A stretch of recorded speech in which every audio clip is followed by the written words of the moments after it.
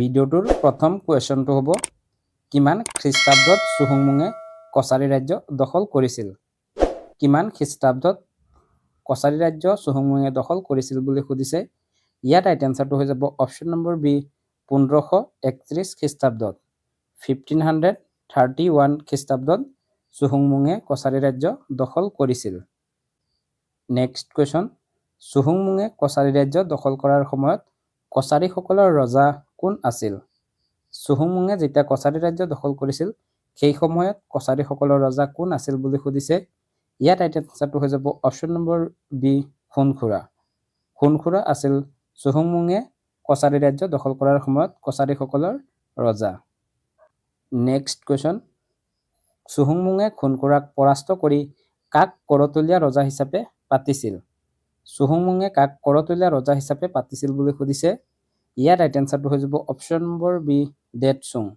চুহুংমুঙে দেদচুঙক কৰতলীয়া ৰজা হিচাপে পাতিছিল। নেক্সট কুৱেশ্যন, কছাৰীসকলৰ ৰাজধানী ক'ত আছিল? কছাৰীসকলৰ কেপিটেল ক'ত আছিল বুলি সুধিছে। ইয়াৰ ৰাইট এনচাৰটো হৈ যাব অপশ্যন নম্বৰ চি ডিমাপুৰ। ডিমাপুৰত কছাৰীসকলৰ ৰাজধানী আছিল। নেক্সট কুৱেশ্যন, কছাৰী অঞ্চল সম্পূৰ্ণৰূপে শাসন কৰিবলৈ চুহুংমুঙে কোনটো পদবীৰ সৃষ্টি কৰিছিল? কছাৰী অঞ্চলত শাসন চলাবলৈ চুহুংমুঙে কোনটো নতুন পদবীৰ সৃষ্টি কৰিছিল বুলি সুধিছে। ইয়াত ৰাইট এনচাৰটো হৈ যাব option number B Marangikhowa Gohain. চুহুংমুঙে মৰঙীখোৱা গোহাঁই পদবীটোৰ সৃষ্টি কৰিছিল। নেক্সট কুৱেশ্যন, মুছলমানসকলে আহোম ৰাজ্য প্ৰথমবাৰ কেতিয়া আক্ৰমণ কৰিছিল?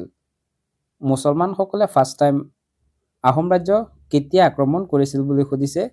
ইয়াৰ ৰাইট এনচাৰটো হৈ যাব অপশ্যন নম্বৰ এ 1527 খ্ৰীষ্টাব্দত 1527 খ্ৰীষ্টাব্দত মুছলমানসকলে প্ৰথমবাৰ আহোম ৰাজ্য আক্ৰমণ কৰিছিল। নেক্সট কুৱেশ্যন, 1527 খ্ৰীষ্টাব্দত মুছলমানৰ অসম আক্ৰমণৰ সময়ত বংগৰ শাসক কোন আছিল? মুছলমানসকলে 1527 খ্ৰীষ্টাব্দত যেতিয়া প্ৰথমবাৰ অসম আক্ৰমণ কৰিছিল সেই সময়ত বংগৰ নবাব কোন আছিল বুলি সুধিছে। ইয়াৰ ৰাইট এনচাৰটো হৈ যাব option number B Nusrat Shah. Nusrat Shah আছিল 1527 খ্ৰীষ্টাব্দত মুছলমানসকলৰ বংগৰ নবাব। নেক্সট কুৱেশ্যন, 1527 খ্ৰীষ্টাব্দত আহোম ৰাজ্য আক্ৰমণত মুছলমানৰ সেনাপতি কোন আছিল? 1527 খ্ৰীষ্টাব্দত মুছলমানসকলে যেতিয়া প্ৰথমবাৰ অসম আক্ৰমণ কৰিছিল সেই সময়ত মুছলমানৰ সেনাপতি কোন আছিল বুলি সুধিছে। ইয়াৰ ৰাইট এনচাৰটো হৈ যাব অপশ্যন নম্বৰ চি বৰ উজিৰ। বৰ উজিৰ আছিল সেই সময়ৰ মুছলমানৰ সেনাপতি। নেক্সট কুৱেশ্যন, 1527 খ্ৰীষ্টাব্দত মুছলমানৰ অসম আক্ৰমণৰ সময়ত আহোম স্বৰ্গদেউ কোন আছিল? মুছলমানৰ প্ৰথম অসম আক্ৰমণৰ সময়ত আহোমৰ স্বৰ্গদেউ কোন আছিল বুলি সুধিছে। ইয়াৰ ৰাইট এনচাৰটো হৈ যাব অপশ্যন নম্বৰ বি চুহুংমুং। চুহুংমুং আছিল মুছলমানৰ প্ৰথম আহোম ৰাজ্য আক্ৰমণৰ সময়ত আহোমৰ স্বৰ্গদেউ। নেক্সট কুৱেশ্যন, মুছলমানৰ প্ৰথম আহোম ৰাজ্য আক্ৰমণত কোনে জয়লাভ কৰিছিল? মুছলমানসকলে যেতিয়া ফাৰ্ষ্ট টাইম আহোম ৰাজ্য আক্ৰমণ কৰিছিল সেই সময়ত কোন জয়ী হৈছিল বুলি সুধিছে। ইয়াৰ ৰাইট এনচাৰটো হৈ যাব অপশ্যন নম্বৰ চি আহোম। মুছলমানৰ প্ৰথম আহোম ৰাজ্য আক্ৰমণৰ সময়ত আহোম জয়ী হৈছিল। নেক্সট কুৱেশ্যন, মুছলমানৰ দ্বিতীয়বাৰ আহোম ৰাজ্য আক্ৰমণত মুছলমানৰ সেনাপতি কোন আছিল?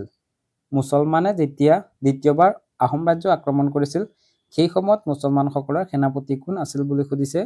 ইয়াৰ ৰাইট এনচাৰটো হৈ যাব অপশ্যন নম্বৰ চি বিত মালিক। বিত মালিক আছিল সেই সময়ৰ মুছলমানসকলৰ সেনাপতি। নেক্সট কুৱেশ্যন, তুৰ্বকে আহোম ৰাজ্য কিমান চনত আক্ৰমণ কৰিছিল?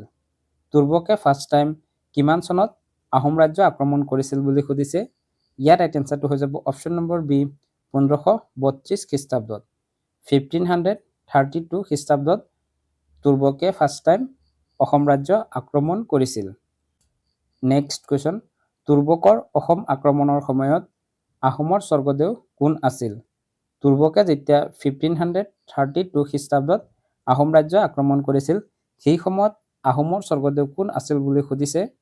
ইয়াৰ ৰাইট এনচাৰটো হৈ যাব option number B চুহুংমুং।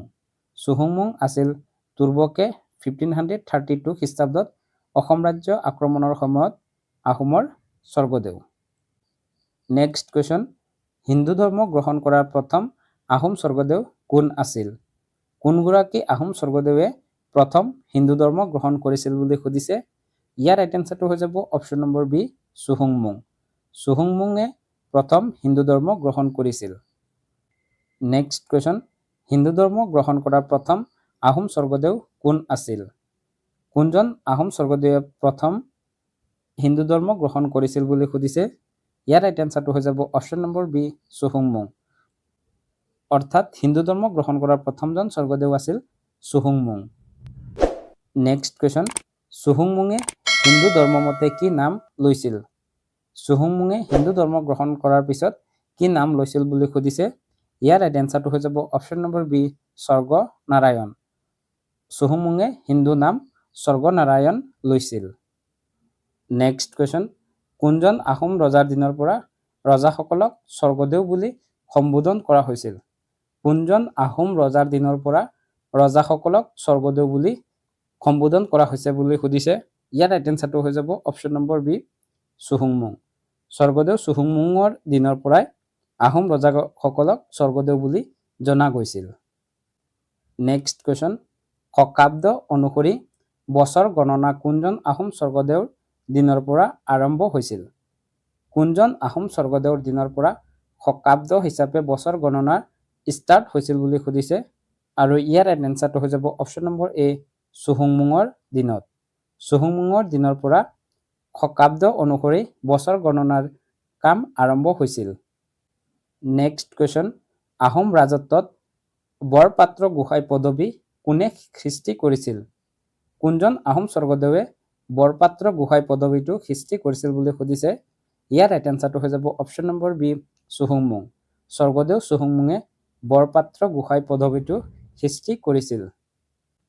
Next question, Ahom ৰাজত্বত প্ৰথমজন বৰপাত্ৰ গোহাঁই হিচাপে কোন নিযুক্ত হৈছিল? আহোমৰ প্ৰথমগৰাকী বৰপাত্ৰ গোহাঁই কোন নিযুক্ত হৈছিল বুলি সুধিছে। ইয়াৰ ৰাইট এনচাৰটো হৈ যাব অপশ্যন নম্বৰ এ, কনচেং। কনচেং আছিল প্ৰথমগৰাকী বৰপাত্ৰ গোহাঁই। নেক্সট কুৱেশ্যন, অসমৰ নেপোলিয়ন বুলি কাক কোৱা হয়? অসমৰ নেপোলিয়ন বুলি কাক কোৱা হয় বুলি সুধিছে। ইয়াৰ ৰাইট এনচাৰটো হৈ যাব অপশ্যন নম্বৰ বি, চুহুংমুং। চুহুংমুঙক অসমৰ নেপোলিয়ন বুলি জনা যায়। যদি সোধে ভাৰতীয় নেপোলিয়ন বুলি কাক কোৱা হয়, তেতিয়াহ'লে হ'ব সমুদ্ৰগুপ্ত। সমুদ্ৰগুপ্তক ভাৰতৰ নেপোলিয়ন বুলি জনা যায়। এই ভিডিঅ'টো আছিল আমাৰ যি ছ'চিয়েল ছায়েন্সৰ ক্লাছ 7ৰ চিৰিজ চলি আছিল, ইয়াৰে 3 নম্বৰ ভিডিঅ'টো। এই ভিডিঅ'টোত আমি মুঠ 20টা ইম্পৰ্টেণ্ট MCQ আলোচনা কৰিলোঁ। এই কুৱেশ্যনখিনিত যদি আপোনালোকে কিবা ভুল দেখে সেই ভুলটো কমেণ্টত আঙুলিয়াই দিব বুলি আশা ৰাখিছোঁ। ইয়াৰ পিছত আজিৰ আমাৰ কুৱেশ্যনটো হ'ব, চুতীয়াসকলৰ ৰাজধানী ক'ত আছিল? ইয়াৰে 4টা অপশ্যন দিয়া আছে।